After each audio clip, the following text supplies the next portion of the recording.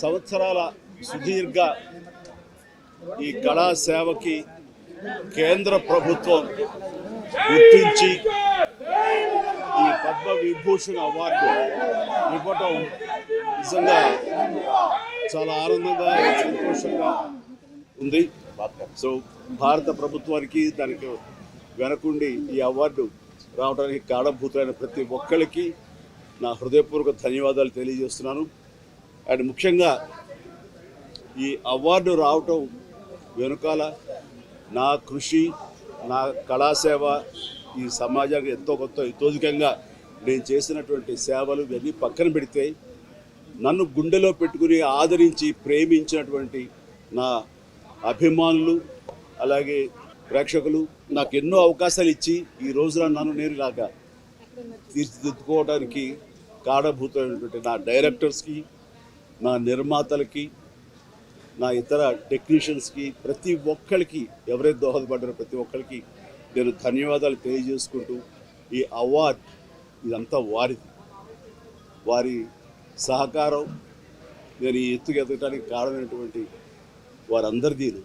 కాబట్టి ఈ సందర్భంగా మరొకసారి నా సంతోషాన్ని తెలియజేసుకుంటూ నేను ధన్యవాదాలు తెలియజేసుకున్నాను. Thank you so much.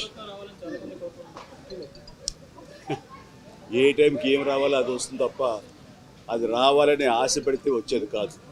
That's it. ఏమండి, ఎస్, నిజంగా ఇది వారికి ఎంతైనా రావడం సముచితం. రావాలని నేను కూడా మనస్ఫూర్తిగా అభిలషిస్తున్నాను, రావాలని కోరుకుంటున్నాను. అది ప్రభుత్వ పరంగా చేస్తే కనుక త్వరితగతిన ఇది సాకారం అవుతుంది. అండ్ డెఫినెట్గా ఎంతైనా సరే అటు ఎంజీఆర్ గారికి వచ్చినప్పుడు వీరికి రావటం కూడా అంతకంత సముచితం అండ్ అది ఆనందదాయకం. దానికి నేను ఎప్పుడు నేను ఎదురు చూస్తుంటాను, నేను కోరుకుంటున్నాను రామారావు గారికి భారతరత్న రావాలి అని.